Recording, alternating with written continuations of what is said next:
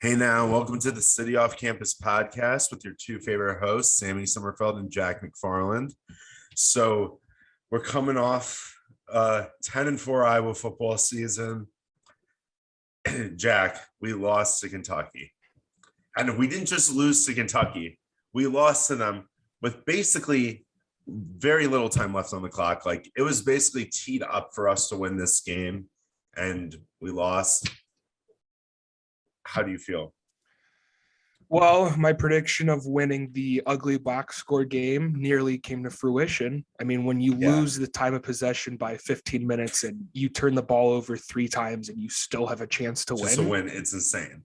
It shouldn't happen like that. It really shouldn't. And I think the way that Iowa came out against Kentucky was not how anyone really expected it. I think people kind of came in with the thought of no Goodson might mean the run game could take a step back, but Gavin Williams and LaShawn Williams both were great. But the O-line looked really good. Really good. Like, I have the stat right here. Carry the run game. They were 5.8 yards per rush. That might be the best they've had all year. In Kentucky, granted, they had some people out. They had some very good players out on defense. We still ran for 6 yards a carry against an SEC defense with a very young O-line. Like, that is a positive for them to have prepared for 2-3 weeks for this game and to actually succeed. They did really well. So all things considered, like, Iowa lost at the last second. I don't think a lot of Hawkeye fans went into this game expecting a win. It was a ton of fun to watch, even though it was brain numbing at times, but they hung around, I think, in a manner that people didn't expect. And I think that's good for next year's team. Yeah, I agree. I mean, talking about the O-line for a minute, when Lindy went down, I felt so bad for the kid. Oh, I felt so bad. I listened to the washed up walk-ons, and they said, because Kluver was at the game in the press box, and he said the stadium had like an audible, oh, fuck. Yeah. Right when that happened. And that's one of those, you can't, it just raises the conversation back to like the opt-outs, and it's like, oh, Linderbaum should have opted out. Who are we to say? Like, that guy is the captain, the soul of that team. If he wants to play in that game, so be it. And I don't know why the whole conversation gets raised every time. It's like Matt Corral sprained his ankle. Everyone's like, he lost millions of dollars. Chill out. Like, if they want to play, let them play. It makes no sense for him to come back, but it's weird how people have been talking about him though. Like, there's still a chance he comes back. On paper, there is. Yeah. Which is crazy. Because on paper, he shouldn't come back. Based on eligibility is what I mean. Yes, he can come back. But it makes no sense when he's a middle of the first rounder. Like, you're as high as you can be as an offensive lineman. His position, this is as high as you will be projected. It makes no sense. But then at the same time, it leaves a little doubt in my mind where I'm like, does he just love playing at Iowa so much that he wants to use up all of his eligibility, or like use one more year, try to win a Big Ten championship? Like, if that's how it's being framed, and he stays, because he didn't he was a redshirt junior, like he's a senior technically. So like he could have participated in senior day and stuff, and he chose not to do that. Right. So it's just like, I don't know. I just feel like, with like Wirfs and some of the other guys that have left who have been in similar spots, it's very clear they're leaving. With him, it's just like, everybody's talking about him as a top prospect and everything, but it's just like, it doesn't seem to come out of his mouth or by what his decisions have been. I want to leave. And then I'm going to say that today, and then he's going to announce on Twitter that he's leaving. Exactly. And like, I just pulled up his age, because not like age really has much of a bearing, but a lot of teams do look at a player's age and they go, okay, if he's 23, how much like room for growth there is kind of shortens. But he's 21. So let's hypothetically say he comes back. He's 22 and he comes out. I don't know how much more he can raise his stock than he did this year. Like, he's in a league of his own at this moment for centers in college football. And I think right now, I've been opposed to the whole idea of him being a top 10 pick, but with how the draft has fallen now, the Giants have the 8th pick. I think they would be insane not to take Linderbaum if he goes out and goes to the draft. It's just based on need, and he can play guard, center, whatever the fuck. And like, we just saw with the Bears and Giants game, the Giants were terrible Like they made the Bears look really good, and we've been saying it all year. If that's the case, that's a problem for the other team. Oh, so definitely. I could see Linderbaum going like top 10 to the Giants. It's just a matter of can he see that and like pull the trigger? Because I think that pick is just waiting to happen. The one thing, we're going to be going into the draft a lot later on, and we'll be talking a lot about the draft in the upcoming months. But the thing I thought about with the Giants a lot as I've looked at the draft board is if there's a veteran quarterback out there for Giants for that New York market, I would trade their picks and go after one of them. Like, ooh, you would trade those picks? Mm-hmm. See, I don't know. I don't know if I could get myself to do it.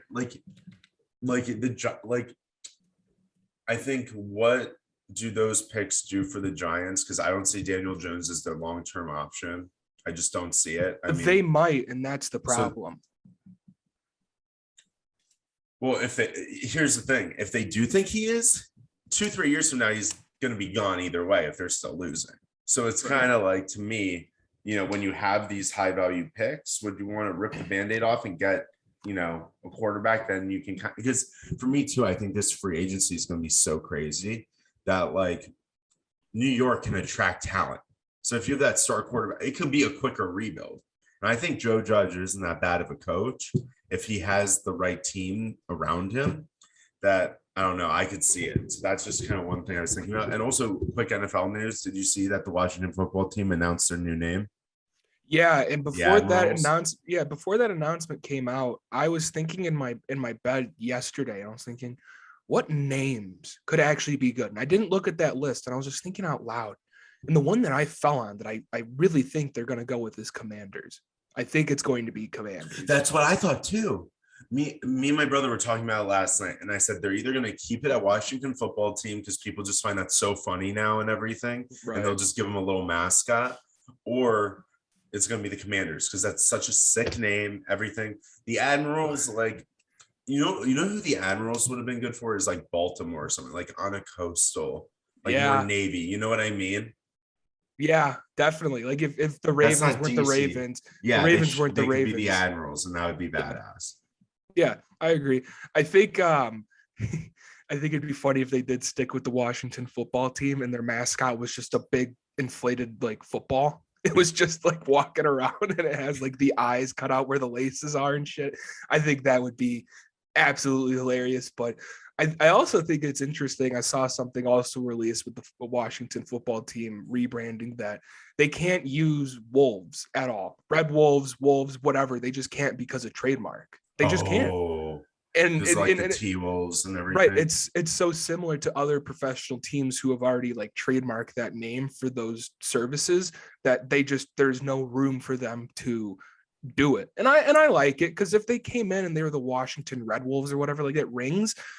But you can't call them like just strictly the Wolves because there's always been the T-Wolves. So you just can't, like, especially in America. I don't think a lot of casuals would understand right away. I don't think that'd be a successful rebrand.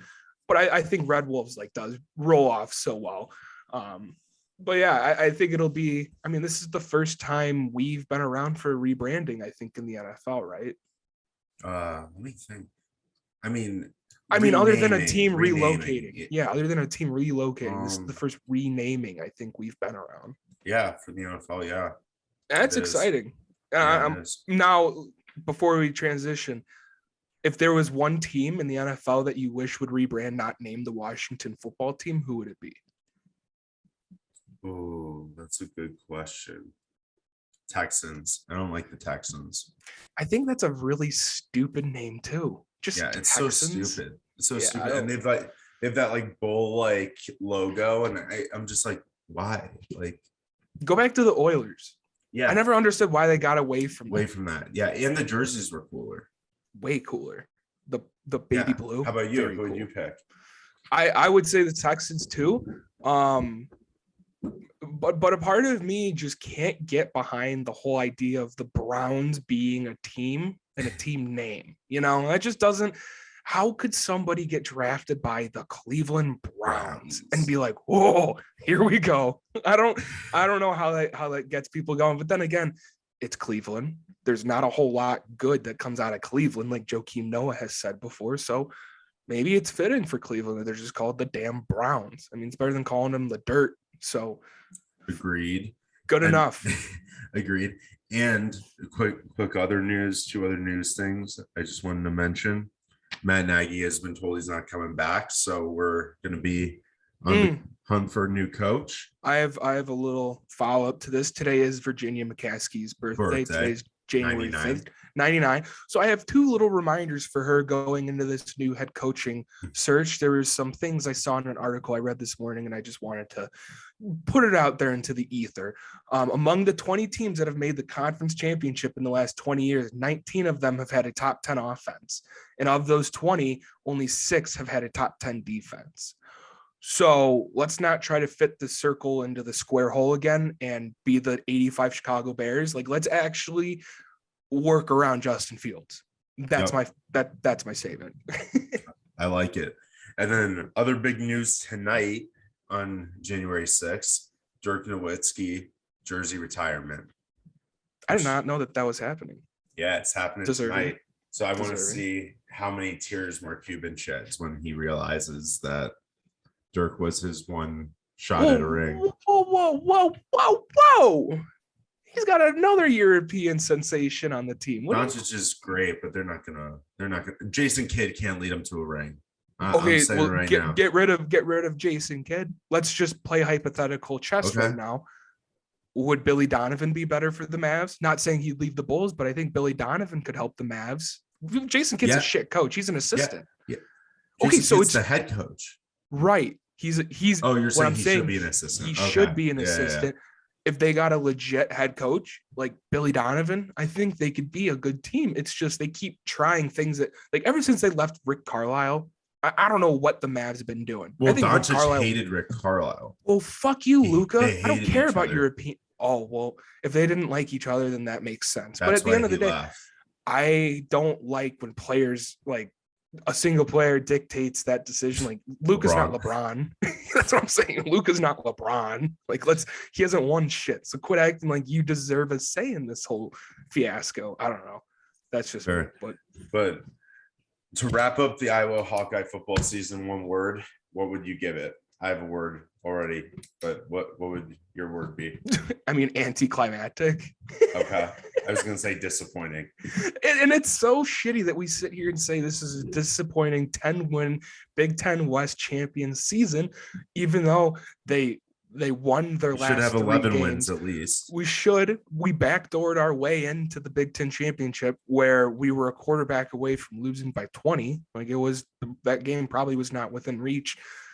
We were exposed on the national stage against Michigan of just how incapable we are of scoring points. So I think that really was the defining moment of our season where we get to those moments, we're all fucking excited, and then it's like, well, we're same shit, different year. It's just we can't get over that hump. And the one thing I did have on that was Scott Docterman wrote an article, it was a couple days ago, about just Iowa, and he said there's no way that Brian will get fired because he's technically supervised by Gary Barta, the AD, which is semantics to say that there's no fucking chance he gets fired probably. But the other, like, person on staff that people could look for to maybe leave or give way to change would be Ken O'Keefe. I mean, he's been there with Kirk since the start. It would be a matter of him retiring. And if he did retire, then they could bring someone in. But being the quarterback coach and passing coordinator, I think for the last 10, 15 years, other than CJ Beathard, like, we really haven't seen much shit. You know, Ricky Stanzi was phenomenal, but that team was fun to watch. And they had Sean Green to lean on and a pretty decent line. Facts. So, you know, Ken O'Keefe, his job this year wasn't very great. Again, I'm a couch coach. I can't really sit here and say what he did or didn't do, but it didn't look like Petras progressed at all, and Padilla threw for under 50%. You tell me if the quarterback coach was any good. And with the college football season, we're going into on Monday, January 10th, the national championship game. Who you got? I got Bama. I don't. See, this is my heart on the last episode, my heart obviously was sitting with Cincy, and I think they hung around, I think, a lot longer than a lot of people expected. Definitely a lot longer.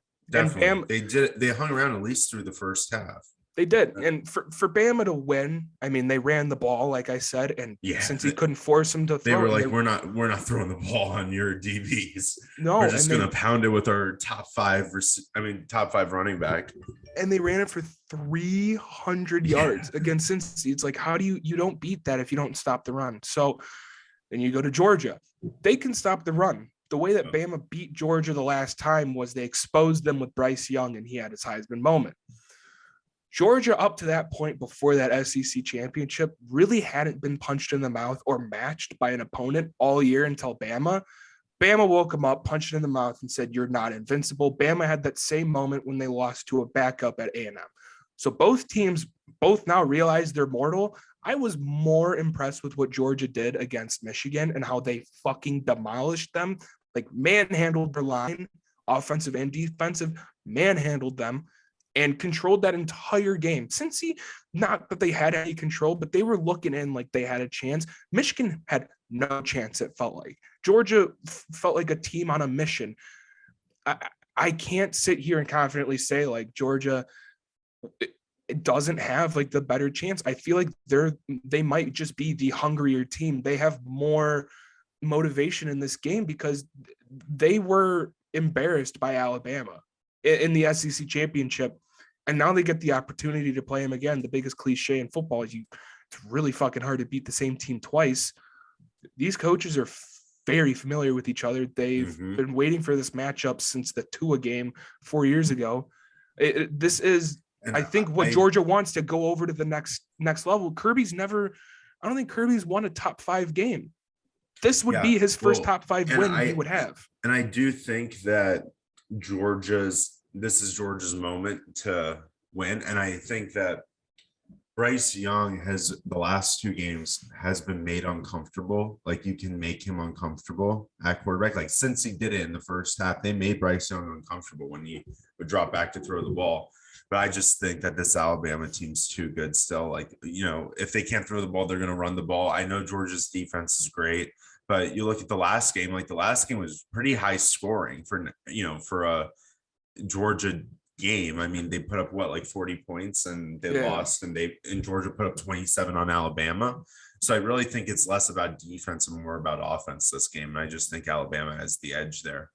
Well, I think one thing that Georgia was happy to see in their game against Michigan was Stetson Bennett throwing 3 touchdowns, 300 yards, and no interceptions. I mean, when they played Alabama, Bennett had, I think, 2 picks, and he was part of the reason that all of their momentum got washed. And they were obviously playing from behind. That's not what Georgia likes to do. And up to that point, they hadn't played from behind all year. So they have that in their mind, and they have the film, and they have everything in front of them of how they were beat. I can't sit here and say I think it'll be the same game. I think this game's going to both. I don't think either team's going to score more than 3 or 4 touchdowns. I think it's going to be the game of adjustments and who studied the other one and their tendencies more, because they're so familiar. There's so much film on each other, and they have film against each other from one game already. I think Georgia, I personally didn't have confidence in them with Bennett. I always thought JT Daniels was going to be the one that needs to come in. Yeah. And Bennett has been exceptional since everyone's doubted him. And so I think he's got that chip on his shoulder where everyone thinks he's a scrub 6 foot, 190-pound white kid who can't run. And it's like, well, maybe I am, but I'll win this freaking national championship. Who knows? And that's, I really think Georgia might be the more motivated team, but that's strictly just because they were awakened by the team that they have to play again in the national championship. So I think that gives them an added level of we're going to get this done. But it's Nick Saban, so picking against Nick Saban is a curse. Exactly. That's why I'm picking for Nick Saban. And if you look at every year he's been at Alabama, the highest his 07 team was ranked in the AP poll was number 16. Every other year he was number 1 at some point during the year, which is crazy. Yep. Absolutely crazy. And League of his own. yeah. And now going into some hoops talk. Chicago Bulls, DeMar surprised me this year. After his San Antonio stretch, I thought the Bulls were overpaying for DeMar. I thought it should have been a 1-year deal with a team option with year 2, not a 3-year deal. I thought, why would you pay for a mid-range shooter in a 3-point shooting age? But I think with the lack of mid-court shooting now, DeMar's been able to kind of master it where it's, nobody can really stop it because everybody's used to guarding the perimeter and protecting the rim. So it's, kind of been like we can kind of highlight different weaknesses with different teams with the lack of mid-range coverage.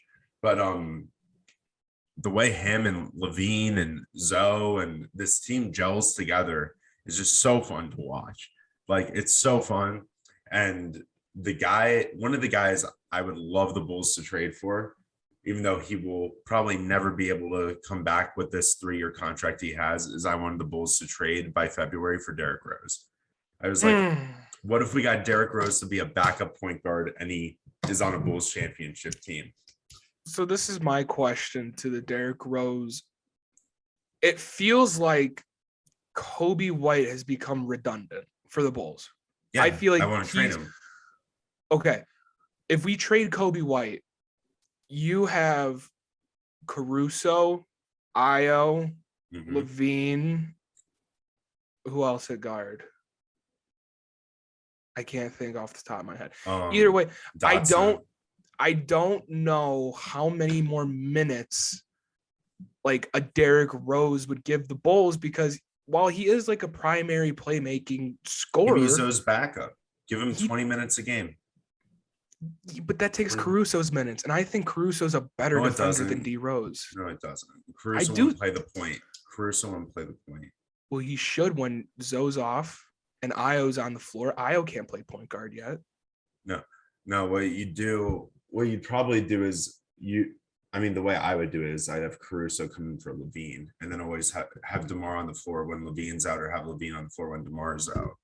Like in the playoffs. I'm not talking about regular season. I'm saying in the playoffs. Because then you always have that defensive force, and then you always have a scorer always on the floor. And then if you have Zoe off the floor, you have Rose on, and Rose can create plays and, play make. I just feel like this makes the cheap rookie contract they have Io on just they can't afford it. That's why I'm saying it couldn't happen. Probably. Yeah. But this would be the dream, like have D Rose ride to a championship in the Bulls. And I'd love for him to mentor Io. Like 2 Chicago kids winning a chip with the Bulls. It would just be so sick. But, what's hard is the Bulls are looking pretty good. But, now the Nets are bringing back Kyrie for a road game. So Kyrie's going to have his moment in Chicago at some point probably this season. They have that big 3. I think the Warriors are a great team. You look at some of these other teams. The Bucks are going to make some deals by the deadline, and they're going to kind of be, back on whatever they're on. They're not playing that bad, but they're not playing as good as they should be with a top 3 player in the league. But I think the Bulls just need to my big thing is the Bulls need vets. I don't think they need as many young guys. They need some veteran guys who have playoff experience or who have the talent to make a run or have played in big moments. And big moments can even be Olympics. That's why one of the guys I'd love for them to trade for is Jerami Grant. That's like one of the guys. And my trade that I've kind of worked out, I left off the other guy for the Pistons who they would need to do. It was a point guard from Miami. Was trade Derrick Jones, Kobe White for Jerami Grant, and like another player that you just flip or you release or whatever. But you get rid of Derrick Jones, who's a high flyer like Jerami Grant, but Jerami Grant's a better shooter, better defender, just all around, and he's borderline all-star, which is what's great about Jerami Grant. So you have him, and that's almost like, I would say that's like having like Vucevic, who's like, even though Vucevic has been an all-star, is like borderline all-star, could be an all-star on a down year, but if he's not an all-star, he's still a high-level player. So I'd love that. He'd bring the offense, he'd bring the defense, high flying, like it would be awesome. How about you? Well, the one name that you mentioned, a veteran that's been there, that knows, the big stage, and I think with Patrick Williams getting hurt, and I also think big picture he probably won't be on the Bulls next year. I think they should probably I think they keep him. I don't know. I think at this point he got comped as a two-way guy who could be like a Kawhi type of player. You can't trade that just because he got hurt his rookie year. You just can't. You got to see it. Well, through. I think you might jump that gun if you realize you got to go push yourself to the next level. And if he can't play, I mean, the best ability is availability. He just has not been available in his career yet. Harrison Barnes. There, I said it. No. I think you are being a little narrow-sighted by saying no way. His salary reduces after this year. He's 29 years old. He's been to the finals. He is one of the more professional players in the NBA. He'll be 30, but yeah, he'll be 30 in May, but yeah. It's okay. Either way, Harrison Barnes can play the 3. He can play the 4. He can shoot. Okay. He can rebound and he can guard a lot of positions. I don't see the problem with Harrison Barnes. He's a less athletic, more offensive Jerami Grant.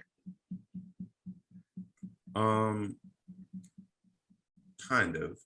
I mean, how many games has he played in this year? So he's played 34 minutes. I mean, think about how easy it would be to get him from the Kings. The Kings are fire sailing everybody not named Rashawn Holmes, De'Aaron Fox, or what was the last fucking guy on the team? Or Tyrese Halliburton. They're fire sailing everybody. And I don't want Bagley. No, I don't want Bagley. I mean, my thing is with Patrick Williams, I just can't. I don't want to let go of Patrick Williams yet because I look at DeMar. You can't trade him right now anyway. You just can't trade him, so it doesn't matter. I'm looking right now. They need a 3. Derrick Jones can't be the 3 that comes in. So who are you saying we trade for? That's where I'm confused. Who are we? Derrick Jones, Kobe White. Like that's the package everyone's been saying. Another package I have. Another big man. I have 3. Yeah, I have a big man. I have 3 more big men. 1. Yusuf Nurkic. I think they need a legit fucking guy. He's on an expiring deal for only $12 million. I think that's definitely feasible to trade for. The one guy that I mentioned off air that they just can't trade for because of this aggregate trade restriction until October 20th of this year, Jonas Valanciunas. I think he would be really good for this team right now. Just a body, because Vooch gets exposed down low. They aren't one of the better rebounding teams in the league. Let's just get a big fucking guy that legit looks like a tower and just have him grab rebounds. Because don't even get me started about Tony Bradley. That guy needs to get shipped off into another country. No, Tony Bradley's a guy who I wouldn't trade. You would or wouldn't? I'd love to trade him. Oh, God, I would love to cut him. Another guy, this is a stretch, but I think this player would be one of the best trade options that they could maybe do. And it's because the team he's on is garbage. Christian Wood. And I bring it up because he makes 14 and a half. Okay. It's not a lot, but Houston's in no situation to contend right now. And their point guard is John Wall, who makes $45 million a year. Yeah, no, but eventually you got to move on from John Wall and like have some cheaper John contracts. Wall doesn't play. We'll trade him Kobe White. Boom. There you got your point guard. Have a nice day, Houston. Well, you give him something else too. Well, it's a great place for Kobe White to go. I thought about Christian Wood. The problem with Christian Wood is he was such an underrated player before. Now I look at him as a little overrated. I believe the Rockets will overvalue their ask for Wood, where the Bulls have like no draft picks and stuff, where it's just out of the Bulls' price range. I just don't think the Bulls can afford Wood. So one guy I thought about who I thought we could bring back, even though we don't really have picks, so we'd have to do a player like Kobe White or somebody like that, is bring back Thaddeus Young on his expiring deal. Because he was like the heart and soul of the Chicago Bulls the last year or two with Levine. Like he loved being a Bull. He played well. He could get some rebounds. He could score some points, have him off the bench. He'd be bought in. Like to see what they're doing now. He's out in San Antonio. all they're doing out there right now is Pop's trying to get the head, the all-time coaching record with a couple of games left. So there's not much he can do out there. Bring him back to Chicago, have one more year, and then if we want to re-sign, we re-sign him to a veteran minimum deal, or mid-level exception, something like that. So I think Thaddeus Young would be such a good fit. And another big guy, a little older, but he just gives the Bulls what they need in terms of like a down low, rebounding, actual interior defensive presence, and it would be a cheap trade, would be for Derrick Favors. And I've loved Derrick Favors because I think he is a rhinoceros on the court. The guy just barrels around and doesn't take no for an answer. Like, he just takes what he thinks is his. The guy is 30. He makes $9 million right now, and his next year on his contract's a player option. So, I mean, hypothetically, if the Bulls trade for him, I don't think he's going to sit there and say, I don't want to play for the Bulls. Okay, go back to play for the Thunder, Derrick. Have fun playing for the Thunder. But I feel like another team where I looked at a lot of the teams who just are not contending, and it's like, all right, who could they offload? Derrick Favors was another name I saw, and another name that is definitely not as realistic for an offloading team is Miles Turner. Yeah. But he's another one. Miles Turner. But he's another one of those names where he could fit very well with what the Bulls need down low. Like Miles Turner, I mean, he does have the ability to stretch out and shoot, but the guy's a menace in the paint. So I think that's... he shags rebounds. He's a walking rebound.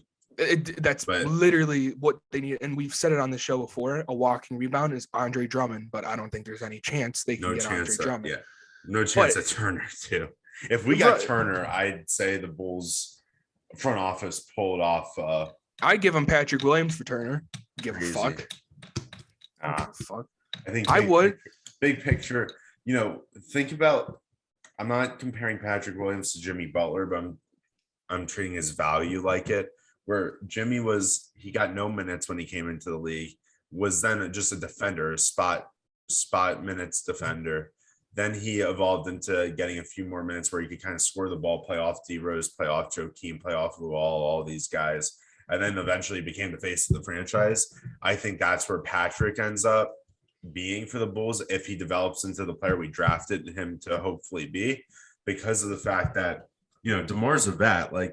People forget, after this 3-year deal, we're not going to want to pay DeMar after that. And if we do, we hopefully won 2 rings or a ring out of it. Let me ask you this. Let's fast forward 3 years. With what you've seen from Patrick Williams, would you pay him like a 5-year, $100 and some million extension? I mean, not yet. I mean, he got hurt so early, so I can't say that. So we're at this point, I think, with the Bulls where I don't know how much more building.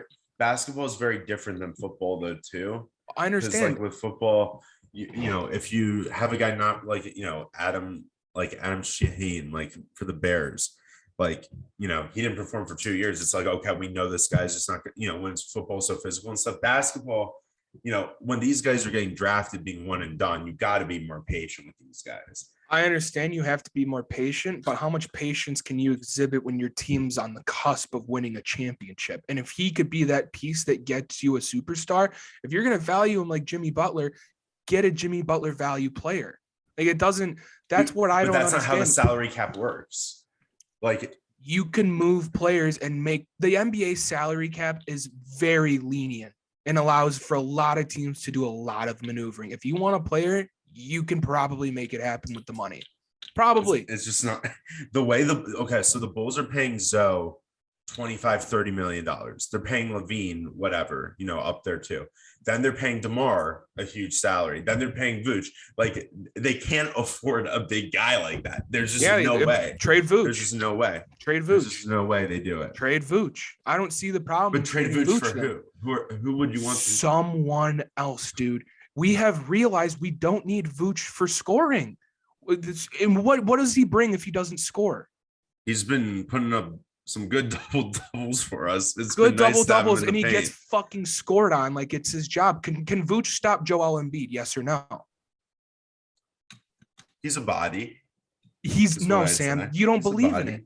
You don't believe in that. You don't think he can stop him. Well, in the playoffs, like we've been talking about, you need someone that can actually be a body and stop Joel Vooch Embiid. has been averaging 1.2 blocks a game, which is pretty solid. That's a phenomenal stat. I'd love to see his plus minus. He's been averaging 11 and a half rebounds a game. Sam, almost 10 of the rebounds, 10 out of the 11 rebounds are defensive rebounds. You should be. I would want more offensive rebounds from a big man because he's the tallest guy on the team. He's legit the best big man on our team. Like, who's the other guy grabbing rebounds for the Bulls? Tony Bradley, Derrick Jones. I mean, come on. Let's sit here and say Lonzo, great. We have our 6'6" point guard being our second leading rebounder. You can't contend. Like, you just can't in the East with how some of these teams are built. The Bulls are not big enough. At period, end of story. Like, they just cannot hang down low. And Vooch, love him for what he did to like kind of shift this image of where the Bulls are. So to be fair, I don't think he fits. To be fair, Vooch. So Rudy Gobert is leading the league in rebounds. Then there's Nikola Jokic, Clint Capella, Jonas Valanciunas, Sabonis. Then it's Vooch. He's 6. He's above Giannis, Christian Wood, Julius Randle, Nurkic, Andre Drummond, Steven Adams, Cat, Bobby Portis. Like, a lot of the guys you'd want to trade for, Vooch is outperforming them. But Sam, you're not taking into fact that we don't have other rebounders. You just said Lonzo Ball is our second leading rebounder. Who the fuck else is taking a rebound from Vooch? You can't trade Vooch because if you lose Vooch, then you're losing even more rebounding. You can't do it. Well, I don't know where we're gonna make a deal. We can't get more forwards. We can't pile on more forwards, more guards. Like, we get a backup mid-tier guy. So if we can't get more guards, if we can't get more forwards, then we have to get a big man. Where do we I'm saying we got to get it. That's what I'm saying is our team is kind of locked in, is salary wise and depth chart wise, where there just isn't. The Bulls can't have a lot of movement. We have no draft picks. Like, this year is more of a year, in my opinion, where we make 1 or 2 deals where we get a guy. Like, if we were able to pull off a Jerami Grant, I think that's even a stretch. But if we get a Thaddeus Young type of vet, or we get somebody on an expiring deal, low value but high ceiling, that's kind of what we need, like a Robert Covington, something like that. And then basically next year we reevaluate and we see where we go. Because also keep in mind, we haven't made the playoffs for a while. So this also is usually more of a year where you have the team together. We've made so many new additions that you can't throw in someone big and new like that in the middle of the season when we're top of the East. You just can't do it. You can't mess with that chemistry like that. Chemistry that's like middle of the NBA in rebounds. Like, we need rebounds. I don't give a shit about fucking chemistry. We need to grab the ball and throw it to our playmakers. I mean, the guy I would go after is Hassan Whiteside. That would be the guy I'd go after. Have fun paying that. I mean, the guy makes like $80 million a year. No, he doesn't. He used to. Yeah, like, how much does he make now? 4 years ago. Let me look. I think he's on like a 2-year, $8 million deal or something with Utah. If I'm correct. Let me look. Hassan Whiteside he's on a minimum for the Jazz for $2.5 million. Wow. Oh, amazing how stars fall that far. He signed a fucking maximum deal with Miami. For $100 million. Yeah. Well, that was back when they thought it was going to be him and Bosh. That was just incredible that man who can't do anything offensively but dunk and putbacks and maybe an offensive rebound every other trip down. Well, he's a great rebounder. That's it. I mean, that's what I would want is freaking Hassan Whiteside. So, like, that's the perfect solution, because then he doesn't take offensive shots from some of the other guys. He can play off Vooch, because when Vooch is out, you can put Whiteside in. Like, he would be a great fit. What about another name like Myers Leonard? No. Okay, just throwing it out there. Just feel like it was an obligation just to put the name out there. Just see. Hard pass. Hard pass. Hold on, I just pulled him up. He plays for the Thunder. I'm surprised this guy even has a job. I mean, he's a scumbag. I didn't think he played. No, he got waived by Oklahoma City March 25th. Oh yeah, he got traded. He got traded and then waived a week. Yeah, he never played for them. Oh, and Spotrax lying to me. That's no, funny. no. They just had his salary to pay. Hey, he Like got Miami dumped their salary. this is To an OKC. all-time fine by the league. He was making $9.5 million with the Heat, and then he had that whole stream incident. He got fined $50K, and he never is going to play another game. That was it, just $50K. And then, hey, Myers, you're probably never going to play again, buddy. Yeah, I'm looking at slap on the wrist and tell you to get the his fuck out of here. Instagram, and he like posts pictures of him from the NBA, like pretending like he's still in the league. It's like hilarious. Did he go to Illinois? Am I correct in saying that? Yeah, he did. Yeah, he always, whenever he came in the NBA, I remember back then when he got drafted, I just thought this guy doesn't look like anything but another Plumlee. That's what Myers Leonard looked like to me. It was just another Plumlee. They call him Myers Plumlee for all I know. The guy didn't do a whole lot. Could he pull up from three? Yeah. Pretty sure. Yeah. Well, that's Plumlees can't do that. But yeah, I think the Bulls, I mean, we're sitting here thinking who could they trade for as the number one team in the East. I mean, they have glaring holes, and it's just a matter of like they have to maneuver. I think we've come to the agreement that the people that probably will get traded or can get traded is Kobe White, Derrick Jones. It's basically all we can do. I mean, I really, really hope they don't trade Io, because I think Io was an absolute steal in the draft. I don't think they'll trade Io, and this is just like what you've mentioned with DeMar, Vooch, Levine, Lonzo. Like combined, they make up 20, 18, 38. This is bad for podcast. Like 65% of the salary by themselves. You can't give up a guy that's only 0.7 of the salary, under $1 million, and especially for somebody that he stayed another year in college. Everyone thought he was a first rounder, and then he dipped into the second, and you're getting second round value on a first round talent point guard. And you're willing to trade another point guard who makes $6 million. It's like, you can't, I don't think you trade Io. I think you trade Kobe. I think Kobe is like a Lou Williams waiting to happen. He just doesn't have that freedom here. And I just think Kobe White, send him to Houston, get something, because I'm sure Houston's sick and tired of that John Wall money, and they would rather have a decent point guard who doesn't get paid $80 million a year. I'm speaking to you, and the other guy we could possibly trade to is Troy Brown. Yep. Yeah. That guy, I feel like that's one of the trades that AK might want back, was Troy Brown for Gafford. Because I think that but what's Gafford got hurt right away. Gafford got hurt. Then, but I'm saying we've been sitting here and saying we would love a backup big who can. No, I didn't want us to trade Gafford. I was so mad when we got rid of Gafford. It's just one of those where we say Brown. I mean, Gafford this year has averaged 9 points a game with how many rebounds? About 6 rebounds a game, 7. I mean, would you rather have Daniel Gafford or Tony Bradley? Oh, I'd take Gafford. And that's where it's like we have Troy Brown, who's beyond expendable. He averages, so close. Oh, he doesn't take threes. Never mind. No, he's just a straight up. I didn't think he did, but at first tank. I saw him. But yeah, he's just a tank, and I liked him. He had a lot of energy. He was like a real backup big. Like I think, and he was only 22 when we traded him. Yeah, and if Billy Donovan had any sense of him, he'd sit Tony Bradley down and be like, "Hey, watch this Daniel Gafford film. Be this guy.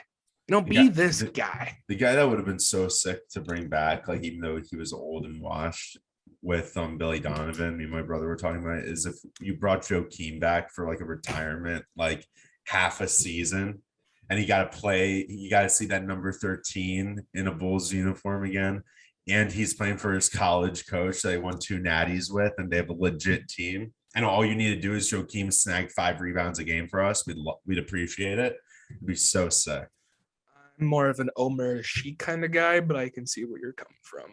Like, I want to know in Joakim's last couple seasons, even when he was like with Memphis and the Clippers. Yeah, I want to see.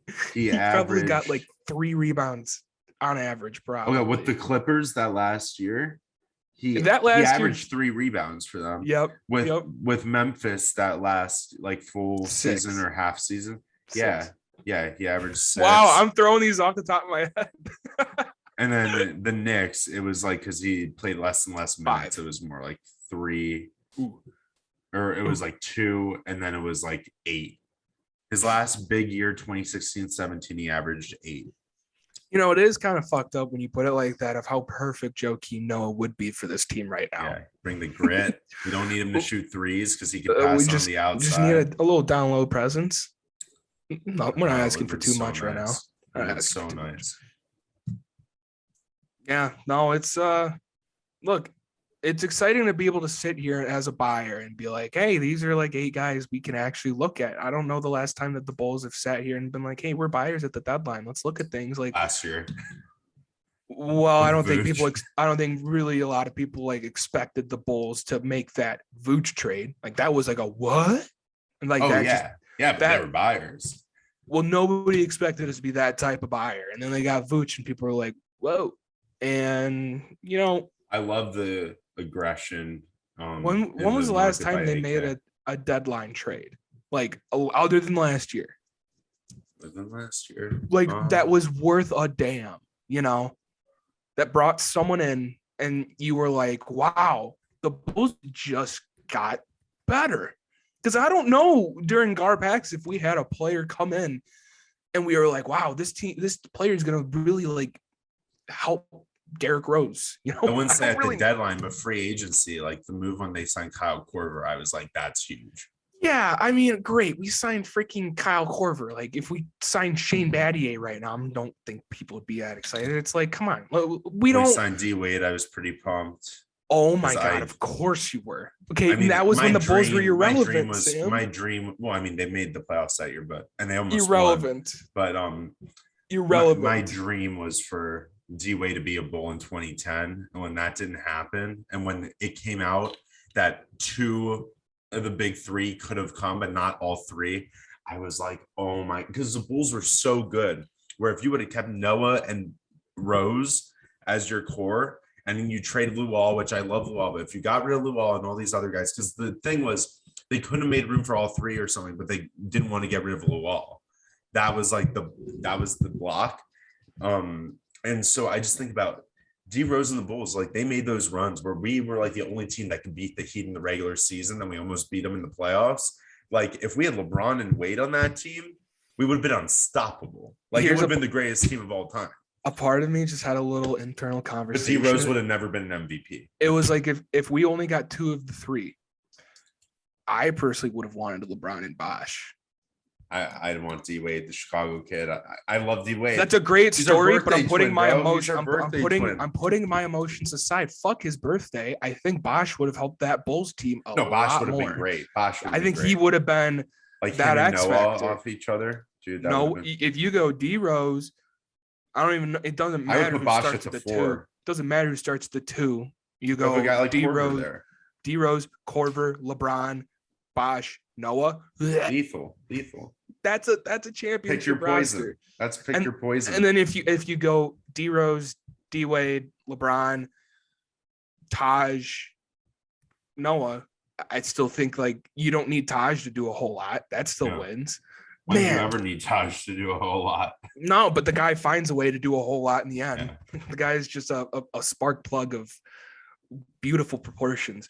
And what amazing. What I was just trying to say is like I don't know the last time that we as Bull fans have sat here and like actually had a wish list for the trade deadline and actually had a realistic possibility of this team making a really deep run and having a new window reopened. Like we had the D Rose era and that was constant. It felt like where you just needed to build around D Rose. They've pieced this little window together and it's built around Zach. It's been phenomenal, but it's in a totally different manner that any Bulls fans ever, been around for, I think. The reason why I think we can make a finals this year now, which I didn't believe it before, I thought this year our peak would be Eastern Conference Finals max, was LeBron's not in the East. So DeMar's one roadblock in his career to make the finals doesn't exist. Now, I mean, KD and Kyrie and James Harden are there, but if we don't have to play them, if they're like the 2 seed, we're the 1, like Well, the other thing is if you get a 7-game series and let's say the Bulls get home court, you're only seeing Kyrie for 3 games. Facts. As of now. Right. But as of right now, you're only seeing Kyrie for half of that series. So that's actually a nice little wrinkle to remember. And if they can't stay in a rhythm in a 7-game series too, because their lineup's always changing, that's a big thing too. Right. And once you give Kyrie the ball, he's going to dribble for 12 seconds of the shot clock. And it's like by that point, you give the ball back to KD and he just pulls up a contested 3, probably makes it, but that's just the Nets. Oh, hold on. Last name. I saw people freaking throwing around LaMarcus Aldridge. I'm like, there's no chance the Bulls could ever get LaMarcus. I don't want LA. Like, there's just no chance isn't he on the Nets right now? Or is he on the Bucks? Okay. There's no way. Like, that just can't happen. Why would they trade with the Bulls? And if anything, LA should have came to the Bulls last year. That would have been way more sense. But regardless, I think he would be another good name for the Bulls. God, how old is he? He's got to be like 34. He's like 37. Oh, Jesus Christ. Or 36. He's 36. I'm actually cool on LaMarcus Aldridge. I have him off the bench. I don't care. He's averaging 14 points a game, basically. One name. Where's JaVale McGee play right now? Oh, where is he playing? It's not a good team, I don't think. Well, that's a pretty good name for the Bulls. Yeah, that is actually. So, wait, he is playing for a good team, the Suns. Oh, shit. I was going to say that would be such a good big to get in behind Vooch, just to be like hey, don't act like a fool because you are the reigning Shaqtin' a Fool champ of the world, but just grab a rebound or 2 or 10. Or 10. Yeah, I was going to say, he can shag 10.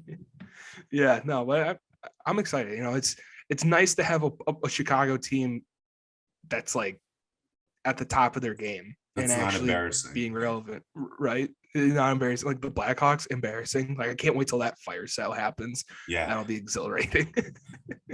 For real. I'm gonna be honest. I haven't watched a Blackhawk game in like two or 3 weeks. And that's I haven't watched since December 5th or something. Yeah, I haven't. I watched for like one of the bigger games. And then I was like, oh, they lost like 5-1 or something. I'm like, I'm not watching this. I watched, actually the last game I watched is when they played Edmonton. And I was like, I want to watch McDavid because I love watching McDavid. I love watching him play hockey. I mean, we're going off track, but he is legit the greatest hockey player alive that we will ever see. So that is what it is. You're saying in our era? Yes. Okay. Because I was going to say he's not better than Gretzky, but. Oh, yes, he is. No, I think he's better than Gretzky. I think Gretzky's MJ. He's LeBron.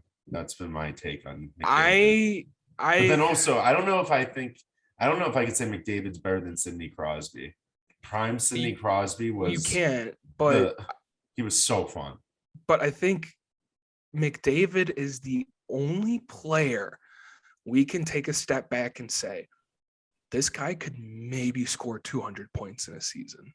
Maybe. Yeah. He is unstoppable. And while Crosby, like, he is a phenomenal athlete, a phenomenal hockey player, what separates him a lot of the time is his IQ and seeing things happen before they actually do. And that's McDavid's thing too. But I mean, he had that goal 2-3 months ago against the Rangers where he was just straddling the blue line. And then he just dipped in and made 4 guys miss and scored. And it's like, there's nobody else in the league that can do that. And the only other guy I would honestly say is like a generational holy shit is Ovechkin. I mean, the guy scores at will. He has the most power play goals ever. The guy scores at will. So I think, man, we were going off track, but I do think I never saw Gretzky, but I would say you put McDavid in Gretzky's era, he scores double what Gretzky scored. No way. I do. I think that's the hottest take I've ever heard you make. That is not happening. I'll clip the shit out of it. I think McDavid is legit the best hockey player ever. That's it. Okay. I think let's see him win a cup and then we'll talk. Hey, hockey is a very, very team-oriented sport. The Edmonton Oilers have collapsed since the beginning of their season. Yeah. They are faltering. It's not Connor's fault. It's probably the GM's fault. So it's year 7 and they might miss the playoffs. That's not Connor's fault. So would you say with like the NFL with a quarterback, like would you hold rings against quarterbacks? So why won't you hold a ring against McDavid? Because the Because quarterback has football is a team you asked me the sport. question. You Football asked is me a the team question. sport, though. You asked me the question. Let me answer. Quarterbacks have so much more control on the game than a single hockey player does in the matter of a game. Connor can get puck maybe once 30-second shift, maybe not at all. Quarterback touches the ball every single play. If he fucks up on every single play, they have no chance of winning. If Connor doesn't, there's 18, 19 other skaters that touch the puck that can score. So the fact that Connor can legit score on every time he touches the puck, I don't take like it's his team that needs to pick it up. The guy can't do everything. He can't. If he loses to the Chicago Blackhawks in a bad playoff series, is that Connor's fault or the team's? You know, I mean, it's weird. It was year 6 or 5 or 6 when they lost to the Hawks. It's embarrassing. Like you can't let that happen. Gretzky elevated his teammates. That's all I'm gonna say. Gretzky was also in a different era where he had players on his team who were knocking people's skulls in, so they didn't touch him. Yeah, that's what I'm saying. So in that type of tough era, you really think McDavid would thrive in that? I don't think. Yeah, I don't think they touch him. Oh, I think they. I don't think they touch him, dude. Kill him. Dude, he doesn't get touched now. Yeah, because dude, hockey. Every sport now is way softer than it was. Let's be real.